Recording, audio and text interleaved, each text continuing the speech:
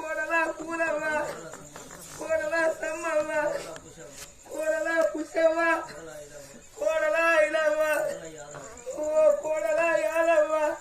మీరు ఐదుగురు నా బిడ్డ ఒక్కది మీరు ఆరు అక్క ఎల్లెళ్ళు ఎక్కడ మీద నుండి బిడ్డలారా మాట్లాడకపోతే నా బిడ్డ నాతో చెప్పుకుంటుందా అవ్వా నీ కొడుకులు నీ కోడళ్ళు మాట్లాడతలేరా అని అన్నలున్నదారు ఆశున్నదారు పెట్టిపోయకున్న చేరున్నదారు నా బిడ్డ మీ ఇళ్ళకి వచ్చినాడు